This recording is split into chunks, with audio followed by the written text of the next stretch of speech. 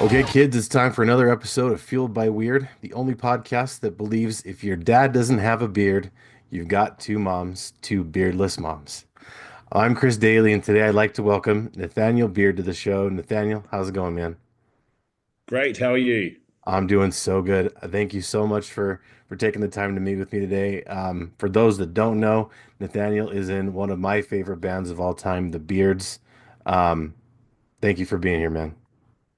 Not a problem. As a general policy, if someone with a beard asks us to do something, we just say yes. And That's as a result, we've done some pretty maybe questionable things because we have no judgment. We just say yes. So I don't know what your podcast stands for or whatever, but I fully endorse it because you have a fantastic. beard. Well, I appreciate that, sir. Yeah, I've been cultivating this one a little bit, hoping that one day I could get the approval of the beards, and I'm very excited. Look, it's a mighty beard, but even if you had the worst beard I'd ever seen, you'd still have a beard. So you'd still be all right with us. Fantastic. I got the approval. You just made my whole day. I appreciate that. No.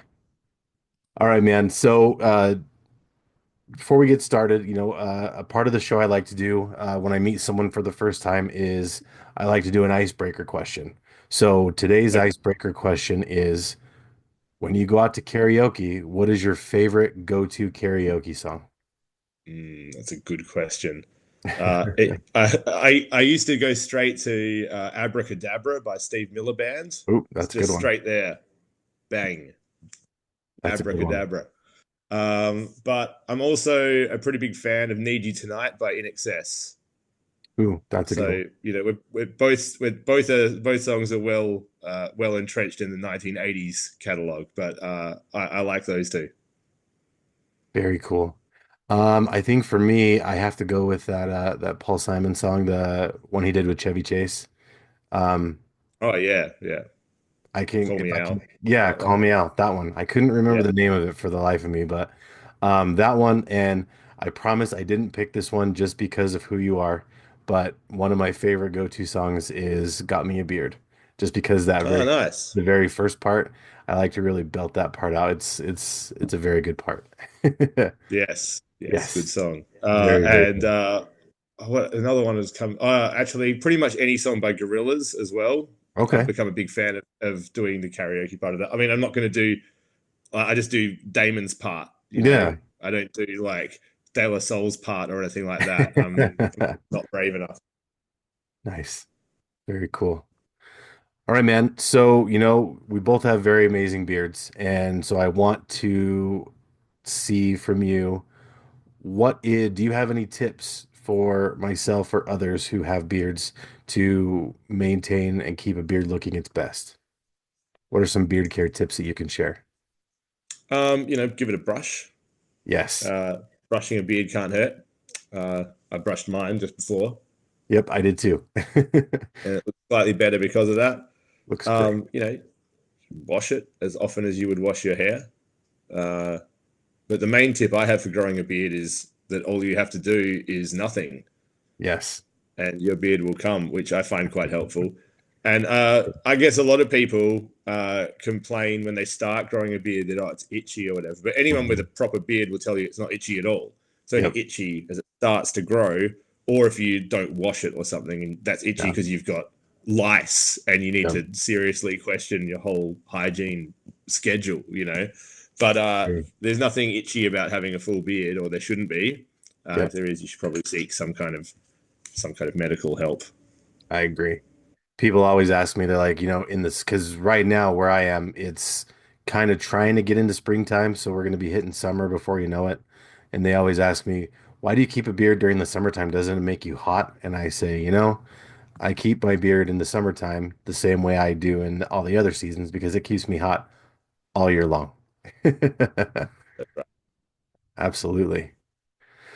All right. So, sir, the concept of the show, Fueled by Weird, is, all the things you're into, your hobbies and your interests and all that stuff.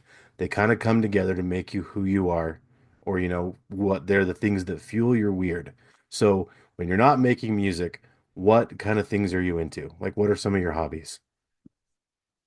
Okay, well, I guess I grew up sort of. making films, making short films before Nice. I was even interested in music at all. That's I was cool. interested in sort of filmmaking, and then sort of after that, gradually, as it was like towards the end of high school, I started to become interested in music because a lot of my friends were musicians, Hmm. including our singer, who was went to high school with me, and Nice.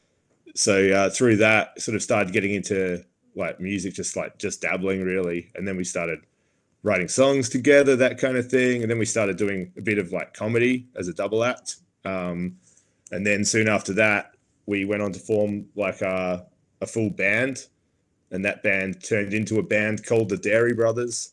And then that band contains the same four members that make up the Beards. And over time, the Dairy Brothers and the Beards both existed. But then at a certain point, we thought, you know what, this Beards thing seems to be going like better than the Dairy Brothers thing, even though it was the whole thing was supposed to really just be a side project to our other project.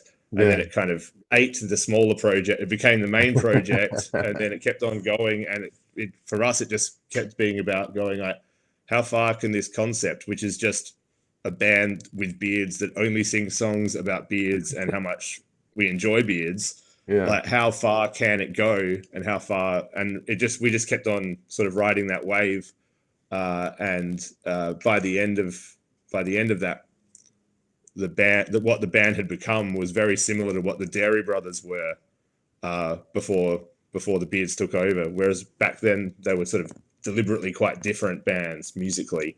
One was the Dairy Brothers was a big rock extravaganza, kind of almost like a Spinal Tap sort of Steel Panther darkness sort of operation that Oh, was going nice. on.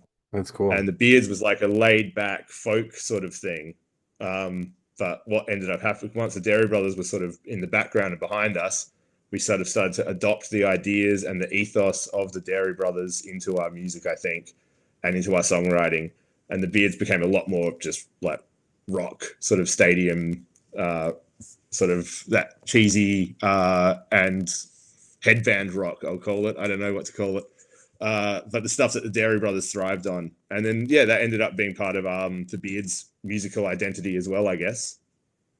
Very cool. Very, very cool. Um, so before we go any further, I want to take a minute to ask, you guys just recently did the Byron Bay Blues Fest. I mean, the Byron Bay Beards Fest. How did that Yes, how did that go?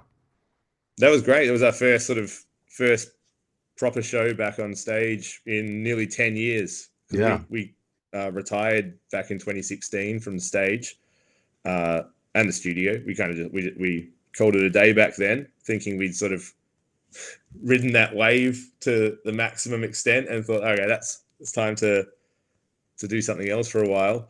Uh, and yeah, in the sort of time in between, some of us have had families and all that kind of thing, and uh, done some other musical things just in the background. And then over the years, we've had a few opportunities to play, but we sort of haven't really taken them up until just recently. We played a show in our hometown of Adelaide, just a small show, and that sort of reignited our enjoyment, our taste, sort of our just yeah, our enthusiasm to do it, in a big way. And then Byron Bay came along, the Blues Fest, and it was the last Blues Fest it was going to be. It's been going for something like 35 years, and we played that festival back in 2013 and 2014, I want to say, and we have great memories of playing it.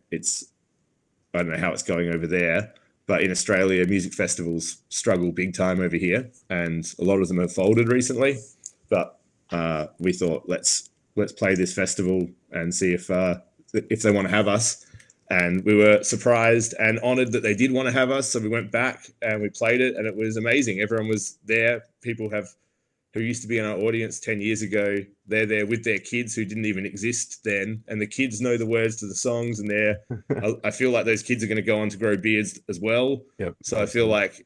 like, it feels quite good on a success of the mission perspective, I guess. Yes, It's good to see absolutely. children being indoctrinated to grow a beard no matter what at a Yep. nice early age before Yep. they can really understand what's even going on. They'll be they'll be followers of the bearded way, and that's what we want.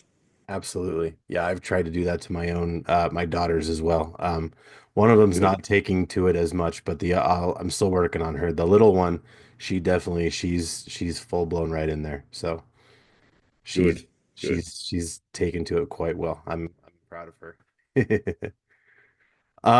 So I want to kind of take a trip back in the very way back machine, and we kind of touched on a little bit about how you got your start as a musician.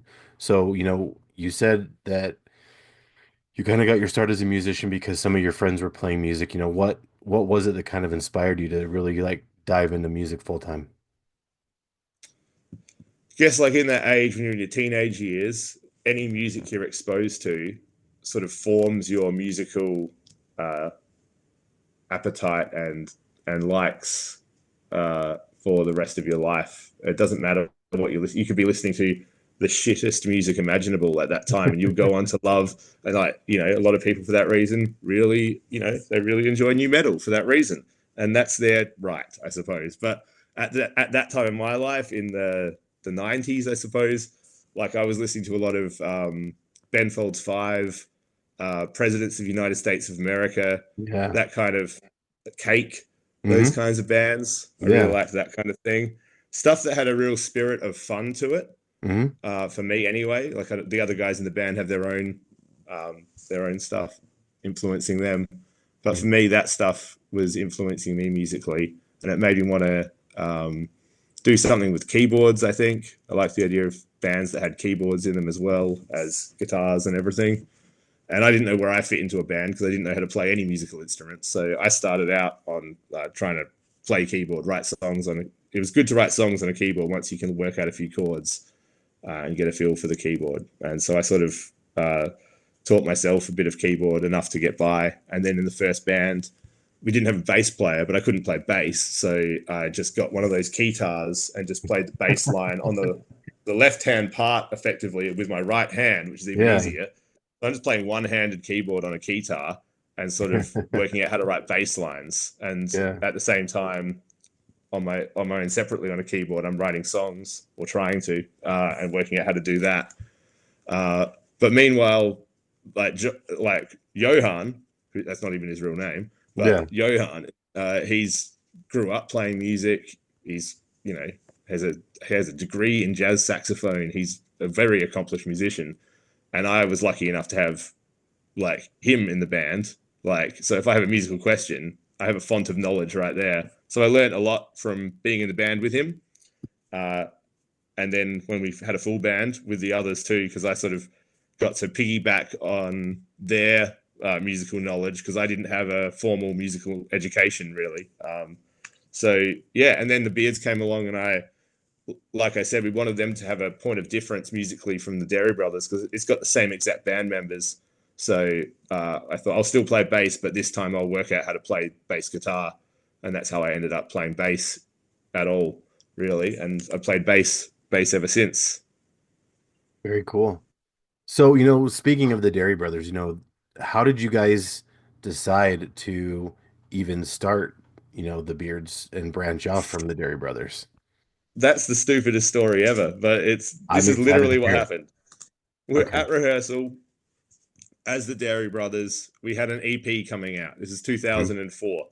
Okay. Or maybe it was 2005. But we had this EP coming out, and we booked this venue in Adelaide, Jive, a small venue, uh, holds about 250 people. And because the Dairy Brothers had been around town for a few years, we had a small, like, healthy local following. Like, no one knew who we were nationally in Australia, but in Adelaide, we were sort of established as a local band, and we'd sold out the gig. So we didn't need to pay a support band to help us get a crowd in there. We'd done it on Yeah. our own. It was already sold out.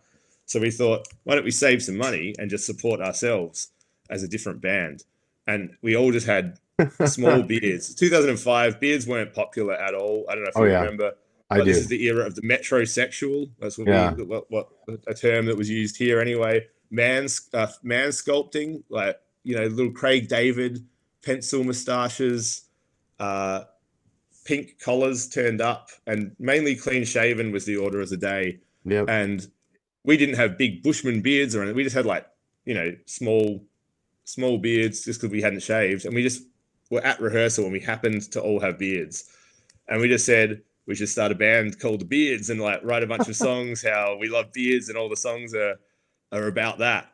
And just as a joke. But then we thought, you know what, we probably could, and why don't we just do that and support ourselves? So we wrote like 7 songs about beards, and then an 8th song we just changed the lyrics to a Dairy Brothers song to a bit about beards. And then we thought that'll do.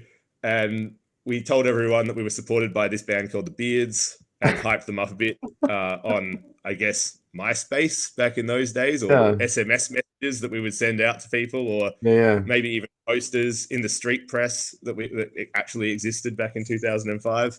Hmm. Put them. We'd go postering around the city and everything. So anyway, we got on stage and we had a sign that said the Beards, but everyone in the crowd knew that it was the same people. We had different instruments. No keyboard yet in the Beards. Joel just played saxophone. Johan, I should say, said his real name. He'll kill me. Anyway, so we just play the set and we come off stage, backstage into this tiny, tiny uh, green room that we have. There's no running water or anything there, but we've got everything ready. We shave our beards off. This is back before we were serious about beards, by the way. This is how we got started. We Yeah, shaved our beards off and we came on stage as the Dairy Brothers and said, "How good were the beards, everybody?" and played our show. And that was supposed to be the only beards gig ever.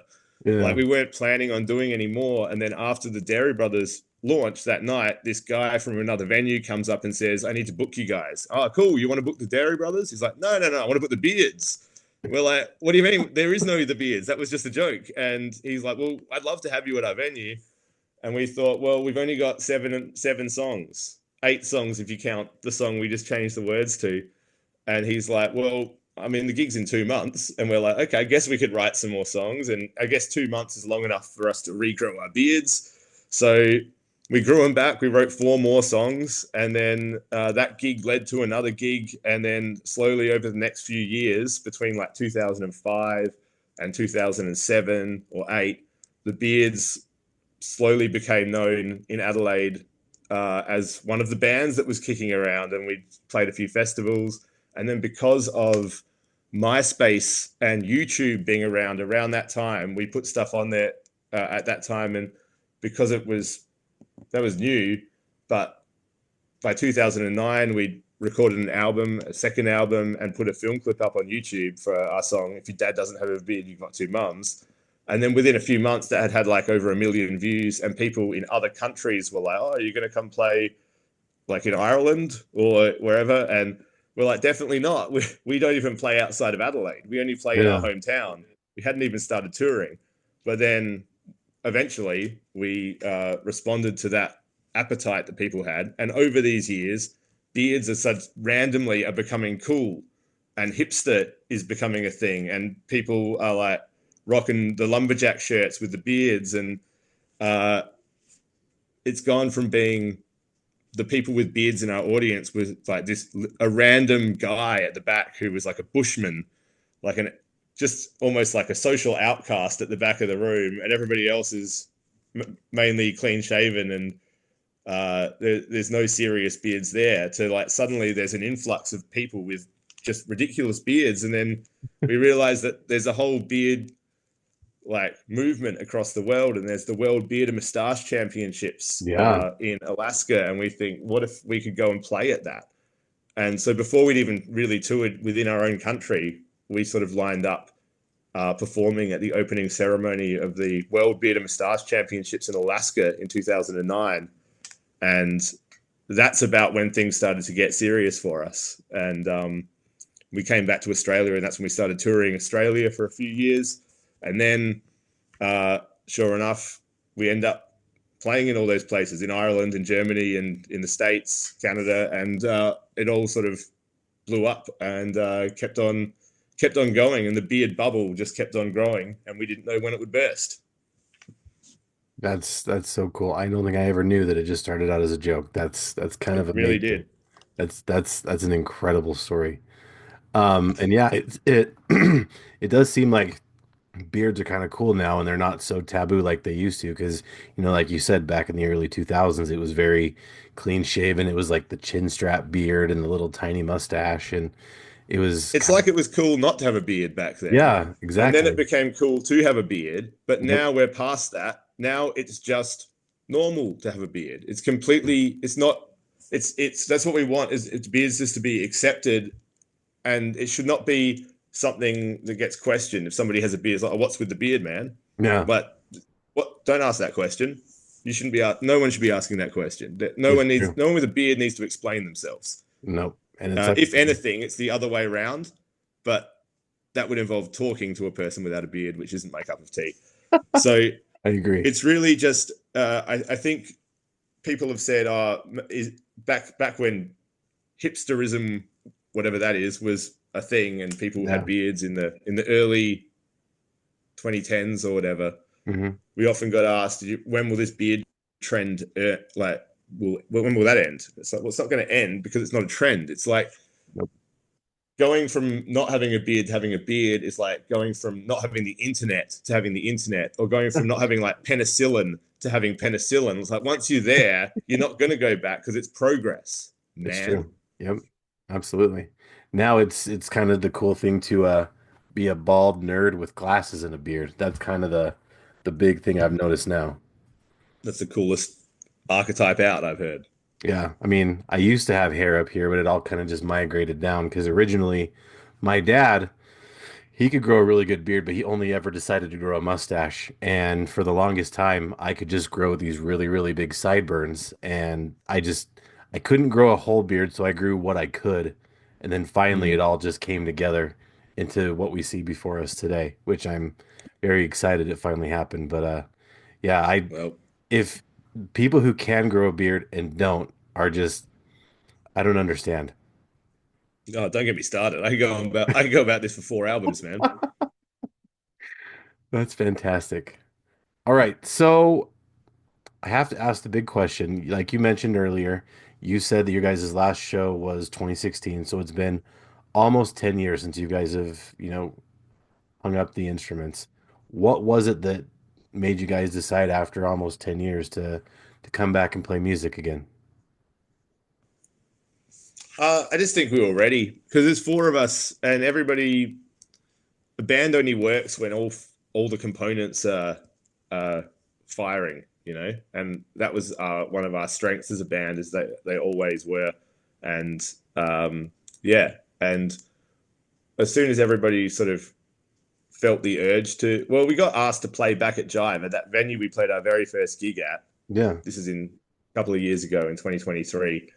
We just got asked to play uh, an unannounced kind of secret gig at their like 25th or 30th anniversary.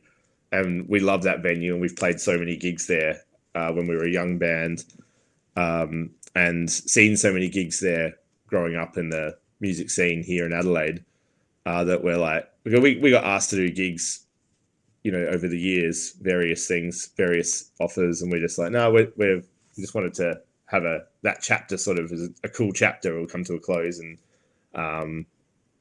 just let it rest. But we thought we can't say no to Jive, so we just did it, and we just were all surprised by how great a time we all had doing it, and how much fun we had on stage, and the sort of the joy and the energy around the whole thing, I guess. And then after that, I guess we had a little taste for it, and yeah, then we thought about maybe we'll just play once a year in Adelaide in our hometown on World Beard Day, and just do a big one-off gig, and then everybody who wants to see us, if they're not in Adelaide and they really want to see us, they can come to Adelaide and check it out because it's a cool city as well. And then when Bluesfest happened, we thought, look, we're gonna have to relearn these songs anyway, and we're gonna play in Adelaide anyway on World Beard Day. Why don't we just expand that a bit and do a few more shows in Australia? So we thought we'll just do like 4 capital city shows in Australia and Bluesfest, and maybe that'll scratch the itch. And those shows you're talking about, those are the ones that are coming up this August, September, right? Yeah, yeah. There's a Brisbane one, a Sydney one, a Melbourne one, and an Adelaide one. Perfect. So you guys have kind of just slowly started dipping your toe back in the water, kind of to see how things go. Yeah, but it's really cool because we can just do that as as much as we feel like we want to or that we can, because people have responsibilities in their lives now, and we're all a bit older Yeah. and a bit sorer, and slightly more responsible maybe. But I like the idea that we can still do it because the vibe on stage and the connection between us and the audience is just a very it's a truly special thing. It's very appreciated. Yeah, absolutely. I mean, it's, watching you guys, I've never seen you live, but, watching your videos on YouTube and on the internet, it's fun to see because, there's so much positive and so much, energy you can feel through the screen. And that's the kind of thing that the world needs right now is more good vibes, more positive, because there's a lot of really awful stuff happening right now. And just the fact that the beards are back, even if it's for a little bit, is incredible. Yeah, I mean there might not be much time left, so we may as well do something There you before go. it all breaks out, eh? Absolutely. Now, is there a chance that, if after these four shows that, you guys still kind of have a little bit of an itch to do it, or is there going to be possibility of maybe more maybe new music, or just you guys just continue playing kind of the same old stuff after that? I don't know, but pretty much as soon as we decided we'd do more shows, uh, Johan, our singer, just wrote a song about beards, and then the next day I sat down and I wrote a song about beards. So we've each written a new song about beards, and they're both pretty good, I reckon. So we haven't talked about whether or not we're going to play them live or even record them or whatever. But it's cool that just the start of getting on stage and doing some shows has that inspiration behind it to get us writing songs about beards. I mean, I don't know how to write a song about anything else, so of course it's about beards. But Yeah, absolutely. uh, I thought I'd written enough songs about beards, but I was wrong. There's never enough. Never ever enough. That's cool. Well, all the fans out there can keep their fingers crossed that maybe, hopefully, we'll hear more. But it's great that you guys are back. It's fantastic. Um, and it just is the world's a happier place now that there's more beards in it. I agree. Absolutely.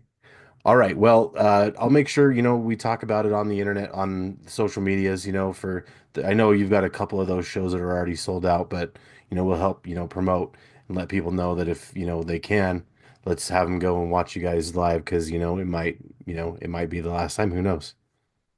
Yeah, we don't know what's going to happen. For sure. Now, before I let you go, I want to have you see if you can share a bit of advice to the people out there just about creativity or, about beards or anything. What's some advice you'd like to Sure. share? I don't know how possible it is to allow yourself to become bored anymore, but we wouldn't have Yeah. done any of this stuff if we weren't bored in the first place. Because in 2001 through to 2005, that when we wrote a lot of our material initially, when we started writing songs together, and it was really just about how can we entertain ourselves. We have no money, and there's no uh, high speed internet in our pockets yet. Uh, like, what are we going to do? So just yeah, so just getting bored enough to create and to come up with something, and then just to give stuff a go. I've got a few more. You can't write anything good without writing something terrible first. I don't think anyone just sits down and writes like something that's particularly impressive without failing heaps of times first. For sure. And for everything good you make, there's a that's the tip of an iceberg, and underneath that, there's a whole bunch of shit that you've made that you don't want True. anyone to see, and that's totally fine. Also, with something like if you're in a band, you just have to, or anything really, you just have to keep going. Because if you don't keep going, you have zero chance of success. So True. uh, we wouldn't have gotten to go anywhere if even one member of our band was the kind of person who was like, you know what, I can't be bothered coming to rehearsal this week. I'm just not going to come. Or I know we're going on tour this week, but I've just double booked myself, so we're not going to go. If you have one member in the band like that, then your band can't really get anywhere because you're not fully committed. Um, yeah, that'll do. That'll do. Thank you so much. Now, for people who want to stay up to date with, anything happening with the Beards, where can we find you online? We're old, right? So we have Facebook, Yeah. obviously. You can find us on Facebook.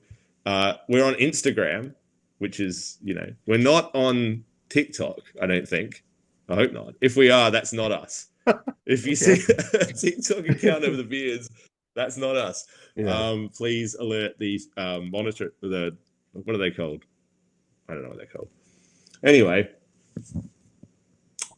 we have a website as well, thebeards.band. That's what it's called. And if we have any tour dates or anything like that, it'll be on there. But right now it's a new site, so it's pretty basic. And that's about it. Perfect. And also make sure you go check them out on Spotify and YouTube. If you've never listened to the Beards before, if you've never heard of the Beards, go check them out because they are fantastic. So definitely go show them some love there. All Thanks for right. having Well, me. absolutely. Now, before I let you go, I just want to take a couple of minutes to thank some people. I want to thank the band Polygon Horizon. Their song Pizza Force is the song we use for the show. It's a fantastic song. Go check out those guys on Bandcamp. You can find Fueled by Weird on Instagram, Facebook, TikTok. Shoot me an email at fueledbyweird@gmail.com. You can find us on Spotify, YouTube, wherever you get your podcasts.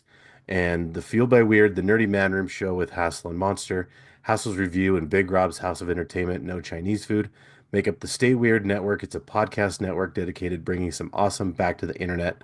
Check us out on YouTube and Instagram at Stay Weird Network and shoot us an email at stayweirdnetwork@gmail.com. Also, I want to thank our sponsor, The Zone Collectibles in Tifton, Georgia. They're your one-stop shop for comics, collectibles, and so much more. Now, if you like the show, please leave a review and tell your friends because word of mouth is my friend. And remember, kids, life's too short to be normal, so stay weird and grow a beard.